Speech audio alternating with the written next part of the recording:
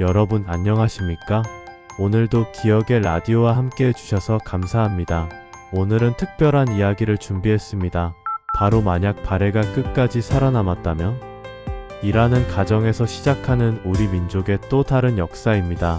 여러분도 잘 아시다시피 발해는 서기 926년 거란족의 요나라에게 멸망당했습니다. 하지만 잠시 눈을 감고 상상해보세요. 만약 그때 발해가 살아남았다면 우리 민족의 역사는 어떻게 달라졌을까요? 일부 위기의 발해, 운명을 건 선택. 서기 925년 늦가을 만주 벌판에는 이미 차가운 바람이 불기 시작했습니다. 얼어붙은 송하강 위로 늑대들의 울음소리가 메아리치고 멀리 상경 용천부의 궁궐에서는 촛불이 밤새 꺼지지 않았습니다. 발해 제15대 왕 대인선이 창밖을 응시하고 있었습니다. 그의 눈빛에는 깊은 걱정이 서려 있었습니다. 서쪽 지평선 너머에서 들려오는 소식이 날로 불길해지고 있었거든요. 거대한 말발굽 소리가 대지를 뒤흔들며 다가오고 있었습니다. 거란족이 세운 요나라, 야유라보기가 이끄는 이 신은 강국이 20만 대군을 모아 발해 정벌을 준비하고 있다는 첩보가 연일 날아들고 있었습니다. 폐하 깊은 염려에 빠져 계신 듯합니다. 뒤에서 들려온 차분한 음성에 대인선 왕이 뒤돌아봤습니다. 그의 가장 신뢰하는 재상 연정토였습니다. 고구려 유민의 후손으로 당나라까지 유학했던 수재였죠. 정토야, 솔직히 말해보거라. 지금 우리 발해의 국력으로 요나라의 20만 대군을 막아낼 수 있겠느냐? 연정토는 잠시 침묵했습니다. 밖에서는 차가운 폭풍이 궁궐의 처마를 흔들어댔습니다. 발해의 현실은 녹록지 않았습니다. 말갈족들의 이반이 계속되고 있었고 중앙 집권력도 예전만 못했습니다. 폐하, 저는 믿습니다. 우리에게는 아직 희망이 있다고 말입니다. 남쪽의 신라도 지금 위기에 처해 있습니다. 고려 왕건이 세력을 키워가고 있거든요.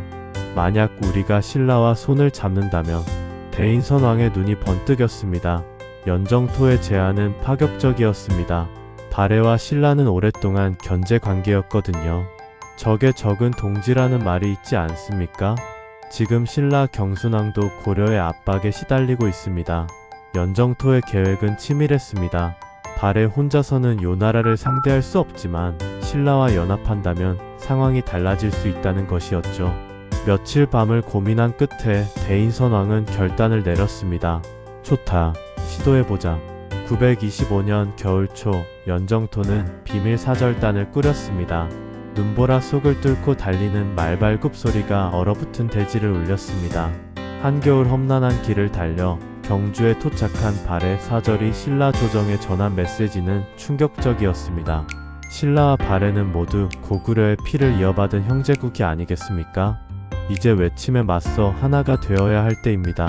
경주 궁궐의 촛불이 깜빡거리는 가운데 신라 경순왕은 깊은 고민에 빠졌습니다. 고려 왕권의 세력은 날로 커져가고 있었고 신라의 멸망도 시간 문제처럼 보였거든요. 좋소. 한번 시도해봅시다. 926년 1월 눈보라가 몰아치는 겨울밤, 촛불 아래에서 붓글씨로 써내려간 역사적인 신라 발해 상호방 위조약이 비밀리에 체결되었습니다. 이부 서경이 무너지고 발해는 벼랑 끝에 몰렸습니다. 하지만 드디어 926년 봄이 왔습니다.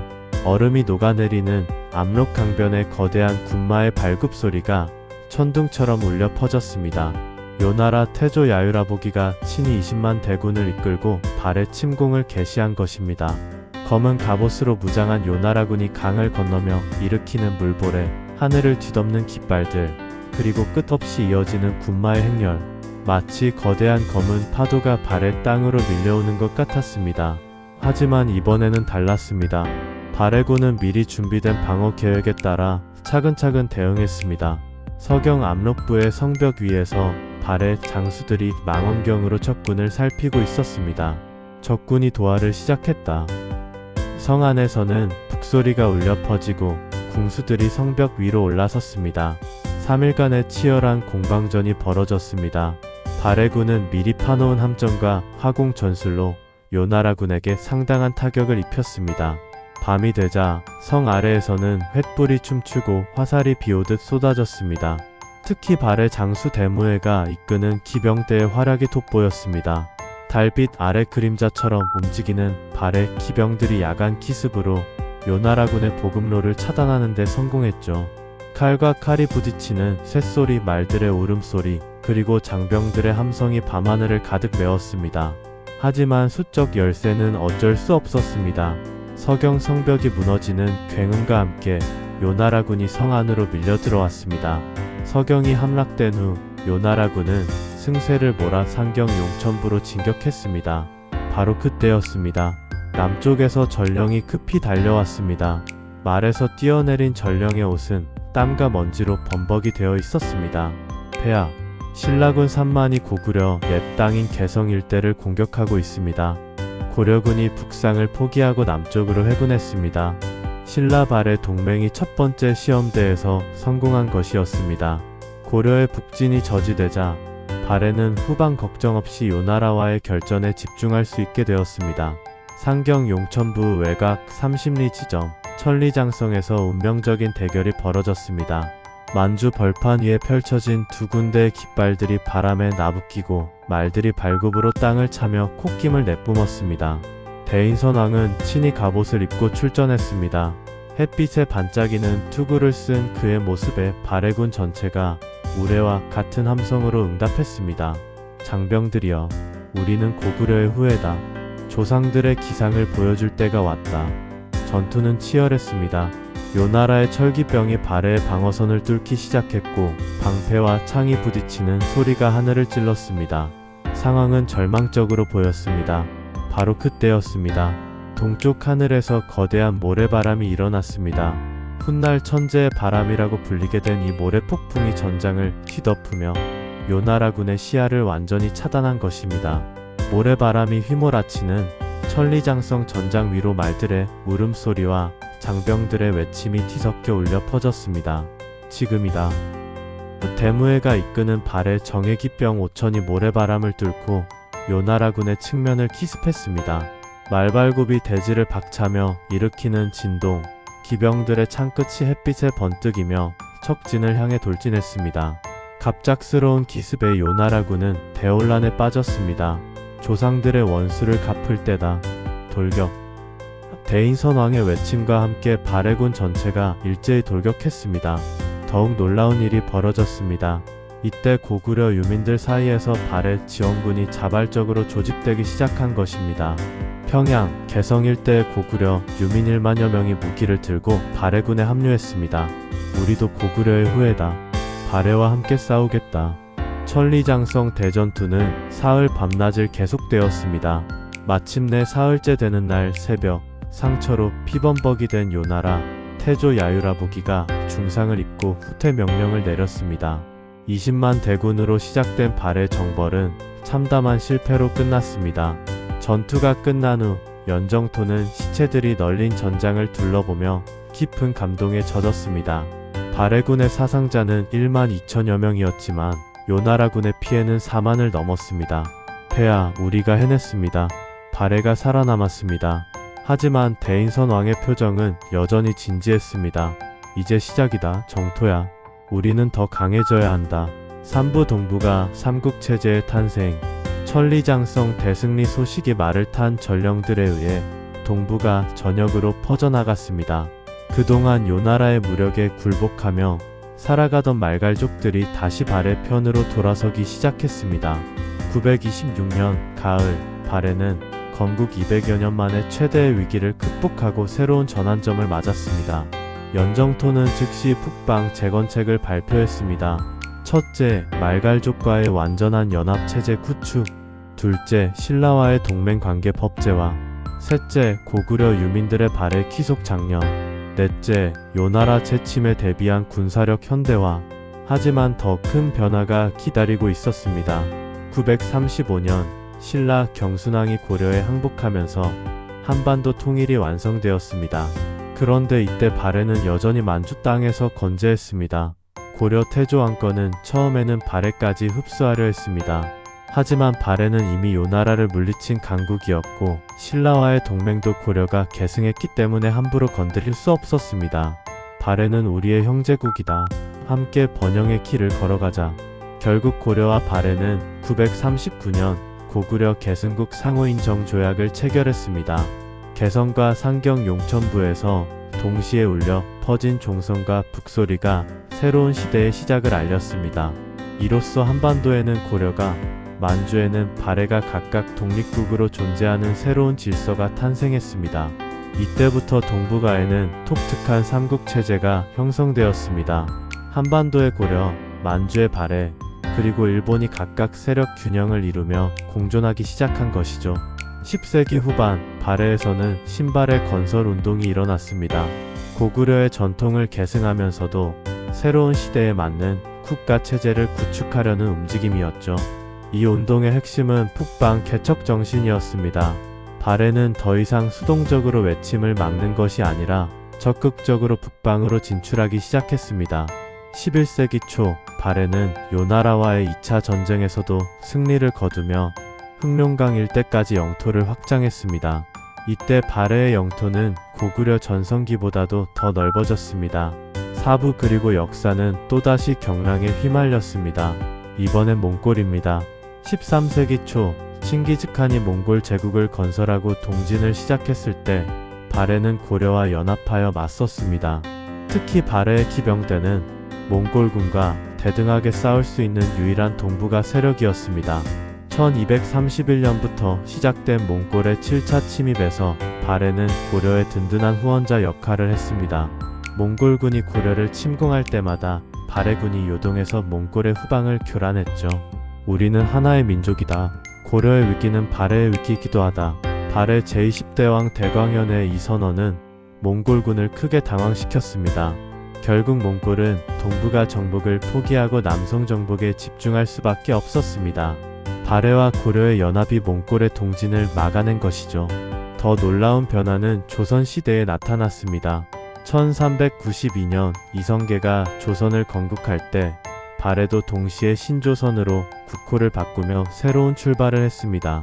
두 조선, 즉 한반도의 조선과 만주의 신조선은 쌍조선 체제를 구축했습니다. 이들은 명나라에 대해서도 공동 대응했습니다. 특히 임진왜란 때 신조선의 역할은 결정적이었습니다.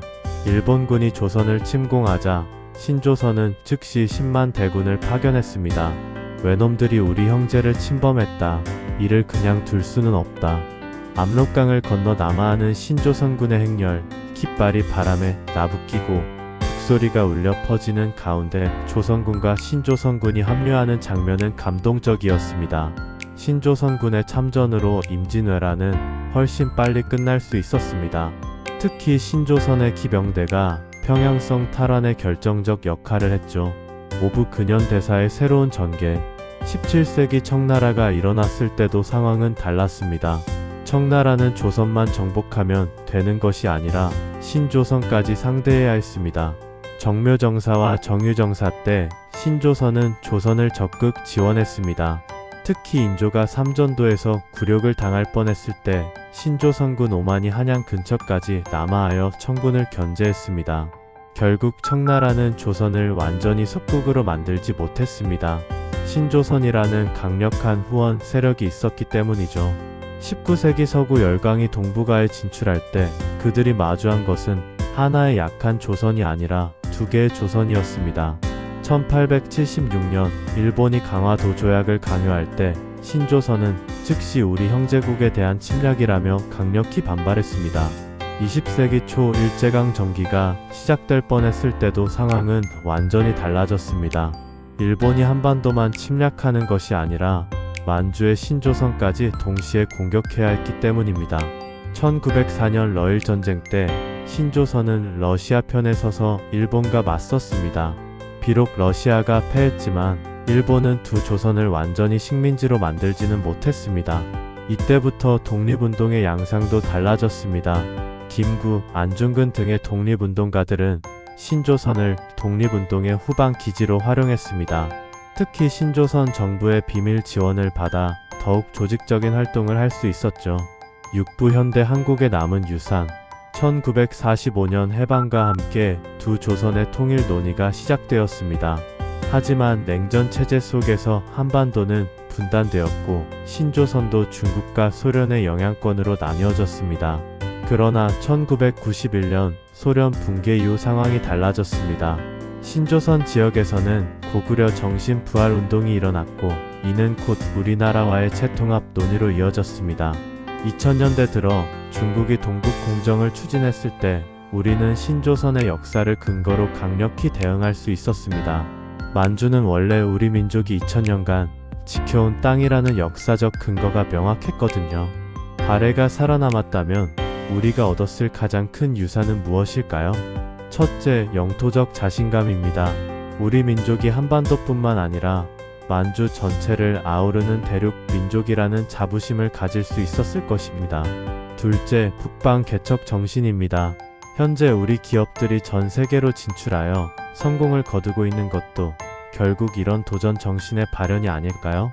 셋째, 다민족 통합의 경험입니다. 발해는 고구려 유민과 말갈족이 하나가 된 나라였습니다. 지금 한국에 거주하는 200만 명이 넘는 외국인들, 그리고 다문화 가정의 자녀들이 겪는 적응 문제를 발해의 다민족 융합 경험으로 더 지혜롭게 풀어갈 수 있었을 것입니다. 넷째, 대륙 외교의 전통입니다. 발해가 당나라, 일본과 벌인 삼각 외교의 경험은 현재 한미중 관계에서도 큰 도움이 되었을 것입니다. 현재 우리나라가 K-팝, K-드라마로 전 세계를 매료시키고 있는 한류 열풍도 발해의 문화적 유산이 있었다면 더욱 풍성했을 것입니다. 여러분, 지금까지 만약 발해가 끝까지 살아남았다면? 이라는 가정하에 우리 민족의 또 다른 가능성을 살펴봤습니다. 물론 이는 상상 속의 이야기입니다. 하지만 이런 상상을 통해 우리는 우리 민족의 잠재력과 가능성을 다시 한번 확인할 수 있습니다. 발해가 비록 역사 속으로 사라졌지만 그들이 보여준 고구려 정신, 북방 개척 정신, 그리고 위기를 기회로 만드는 지혜는 여전히 우리 안에 살아 있습니다.